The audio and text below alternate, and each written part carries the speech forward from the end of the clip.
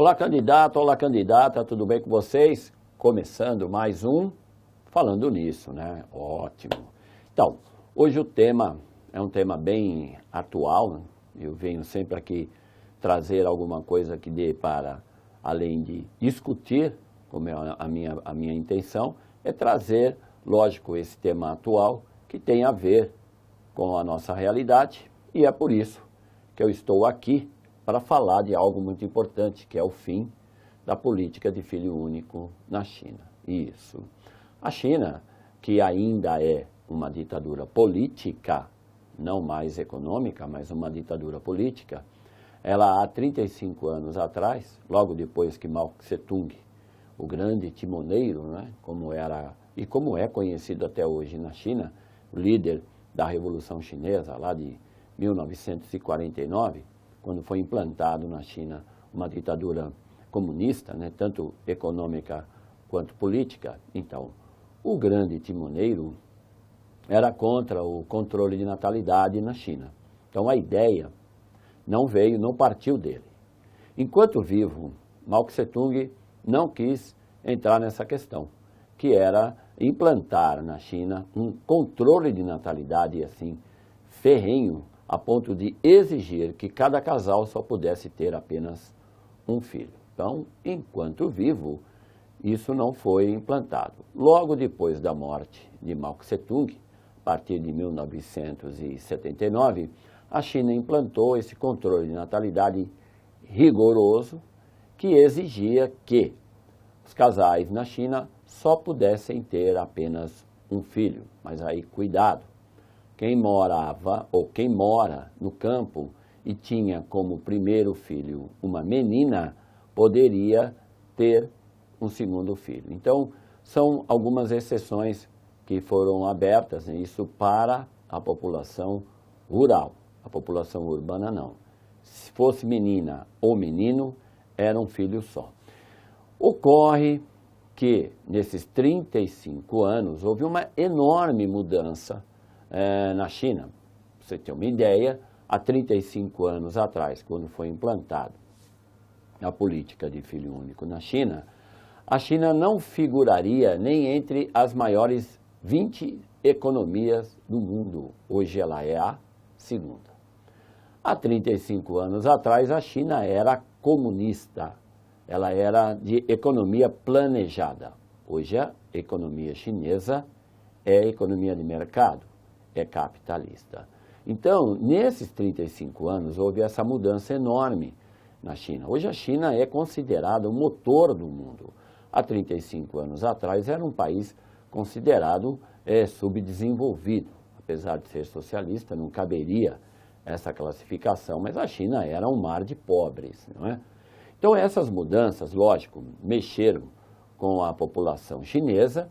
Hoje eles possuem 80 milhões de filhos únicos. 80 milhões. E são chamados, né, essa geração de filhos únicos, são chamados de pequenos imperadores. Por quê? Eles vivem hoje uma situação muito, mas muito diferente dos seus pais e dos seus avós. Por quê? Porque hoje eles podem ter, vamos lá, né, como num país capitalista, se tiver meios financeiros, ele pode ter tudo o que ele pedir. Então, por ter esse privilégio, que não foi vivido pelos seus pais e muito menos pelos seus avós, são chamados de pequenos imperadores. Então, essa mudança que foi, a partir de outubro agora de 2015, o fim da política de filho único, é para atender a uma expectativa que aqueles que estudam a demografia na China já estão prevendo, um envelhecimento muito rápido da população chinesa e também a falta de mulheres. Sim, a falta de mulheres. Então, é previsto que até por volta de 2040, 2050, haja 30 milhões de homens a mais na China. Então, isso é uma catástrofe, porque, afinal de contas, se o governo chinês está e já confirmou que os casais podem ter mais de um filho, eles podem ter dois, Agora o problema é arrumar casal. É esse que é o outro problema também. Por essa falta de mulher que existe na China, realmente isso se constitui hoje um problema. Bem, você pode estar aí em dúvida, mas por que falta mulher na China? É simples, meu modo de falar, claro. Na cultura chinesa, qualquer casal, para ter sorte, isso tem a ver aí com a filosofia confucionista, para um casal ter sorte, é necessário que o primeiro filho fosse homem. Então isso é milenar, hein? Isso tem a ver com a cultura chinesa. O casal, para ter sorte, precisa ter como primeiro filho um homem. Mas se vier 10 mulheres, não tem problema. O primeiro filho é homem, o casal tem sorte. Ok? Com a implantação do filho único, o que acontece? Lógico que os casais queriam ter sempre como primeiro filho homem.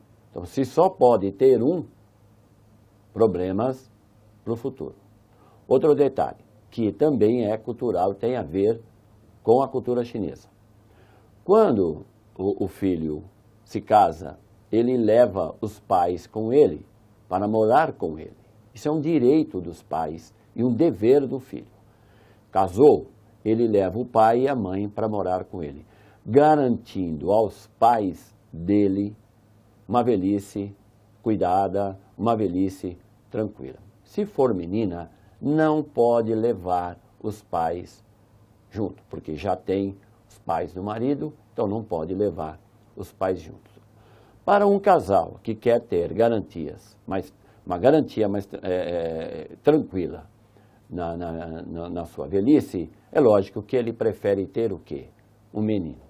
Então, se nascia uma menina, e isso ocorreu durante muitas décadas aí na China, se nascia uma menina, eles davam um jeito de, vamos lá, vamos nos livrar dela e a gente tenta um novo filho novamente. Por quê? Porque eu preciso garantir a minha velhice lá no futuro. Então isso também ajudou a engrossar essa enorme quantidade de homens que existe hoje na China, muito a mais do que mulheres. Então, esclarecendo esses pontos, tá? Eu vou aí trabalhar com vocês os slides e vou continuando aqui a discutir o tema com vocês, não é? Então aí, falando nisso, sozinhos em meio a 1,4 bilhão, o fim da política de filho único na China. Então aqui nós temos um pequeno histórico da política de filho único na China. Inclusive eu estou lembrando aí para você que a China com certeza é o país que mais perdeu seres humanos pela fome. E isso não é um ponto de vista meu, não é um exagero, pelo contrário. Sim, a China tem um histórico de fome muito triste. A conta assim de 10, 15, 20 milhões de mortos por fome. E é óbvio que isso culturalmente mexe com a população. Então, essa história de controle de natalidade, que você já está vendo aí novamente, para confirmar o que eu já falei, o Mao Tse-tung era contra, era porque as autoridades na China temiam que o crescimento populacional fosse tão grande que eles tivessem realmente uma nova onda de fome, e isso seria uma catástrofe para o sistema socialista. Um detalhe que o governo chinês calcula hoje, se não fosse o controle de natalidade, a China estaria hoje beirando aí 1.800 a 1.900 milhões de habitantes. Só para você ter uma ideia da quantidade de chineses que existem, não é? De cada 10 habitantes do planeta, 2 são chineses. Outra comparação também curiosa, se você somar a população do continente americano, América do Norte, Central e do Sul, e da Europa, ela é um pouquinho superior à população que tem na China, 1 bilhão e 400 milhões de habitantes. Então, para você ter aí uma ideia de como a China, né, tem muita gente. O segundo país que tem a maior população é a Índia, que alguns demógrafos apontam, futuramente ultrapassará a China. Agora pode ser que não, que a China removeu a política de filho único, mas a Índia já tentou, há décadas, vem tentando implantar uma política de filho único, não é? Um sistema que pudesse ter controle de natalidade e não consegue. Por quê? Também é um problema cultural. Um detalhe, não é? Que eu acho também válido falar para você. Na China, isso só foi possível porque o sistema é uma ditadura. E uma vez que o casal não obedeceu, pode esquecer essa história de direitos, não existe isso. Numa política de ditadura como é a China, é lógico que tinha tudo para dar certo o controle de natalidade. Por quê? Porque o governo vai lá e dá um ponto final no segundo filho e acabou, independente do que pensa a mãe e do que pensa o pai. Na Índia isso não é possível, é um sistema democrático, então existem direitos, então aí a política não pega, não é? Você vê o caso dessa história de população. O Brasil tem a 5ª maior população do mundo e nós estamos aí beirando um problema sério, porque afinal de contas o último censo que foi feito agora em 2010 revelou que estamos tendo na média de 1,9 filhos por mulher. Isso lá em 2010, porque agora em 2015 esse número já deu uma baixadinha, está 1,8 filhos por mulher.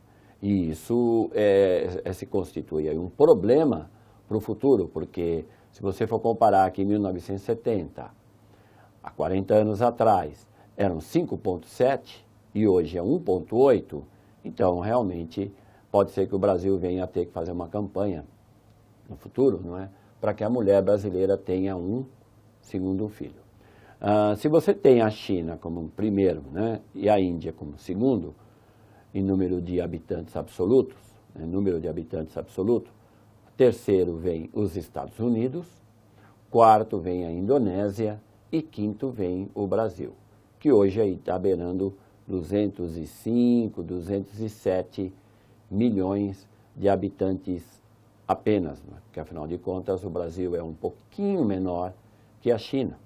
Então o número de pessoas no Brasil realmente não é tão grande assim. Um rápido histórico, não é? A política do filho único é uma política implantada pelo governo no fim da década de 70. Isso se deve ao fato do mesmo país se encontrar atualmente com mais de 1 bilhão e 350 milhões de habitantes. Na tal lei fica extremamente proibido a qualquer casal ter mais de um filho. E aí é lógico, né? Só para lembrar de novo, isso só deu certo porque era uma ditadura. A atual geração, não é, de chineses, que está sendo conhecida como geração solitária, ou pequenos imperadores, não é isso que eu comentei com vocês? Exato. Sem irmãos, sem irmãs, segundo os padrões chineses, essa geração pode tudo, possui tudo o que desejar, menos alguém para brincar.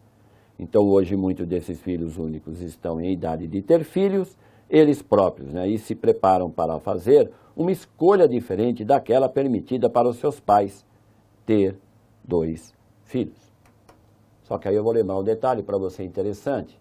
A China agora, como você já sabe, isso não é de agora, né? Isso vem desde o início da década de 90, a China tem a sua política econômica como política de mercado, ou seja, capitalista. Então é lógico que essa geração de chineses que estão se casando e que podem ter mais de um filho, estão fazendo o que antes? Estão pondo na ponta da caneta, né? Para aí, quanto que isso vai custar para mim? E dedução curiosa, a maioria dos casais não querem ter 2 filhos. Eles querem ter apenas um. Primeiro porque eles já vêm de uma geração que eles eram únicos. Então, para eles não é uma realidade muito estranha ter apenas um filho. E segundo, que eles têm que colocar na ponta do lápis quanto que vai custar 2, 3, 4 filhos. E é lógico que a maioria prefere um filho, ou seja, pode ser que essa política de filho único, né, o fim da política de filho único na China tenha chegado um pouquinho tarde. Ok? Então nós temos aí no último parágrafo, mas primeiro é preciso haver casais, não é? Porque faltam mulheres. Então se você tem, se está faltando mulher, de repente não vai poder nem ter filhos. Aí lá para fechar o parágrafo, assim hoje há muitos homens chineses solteiros. Estima-se que até 2020 eles serão 30 milhões de homens a mais. Então é lógico que isso é outro problema que o governo chinês vai ter que trabalhar lá no futuro, não é? O caso, então, que você tem aí uma estimativa para daqui 5 anos você ter 30 milhões de homens a mais, lógico que esses homens correm o risco de não ter as suas devidas esposas, ok? Esse é outro detalhe que você vai ver agora. Os homens ricos financeiramente conseguem suas mulheres, já os homens pobres, camponeses ou operários, não conseguem. Em alguns lugares, no interior da China, alguns homens compartilham uma mesma mulher, viu? Isso é lógico, é algo que, numa cultura onde está faltando mulher, então, primos ou irmãos, eles vão acabar dividindo a mesma mulher entre eles, porque falta mulheres. E os homens na China, que não conseguem casamento, não conseguem uma companheira, e eles são esteticamente lá não muito agradável, e também são pobres, eles são chamados de galhos secos, porque não vão conseguir ter, aí não vão conseguir gerar uma nova geração.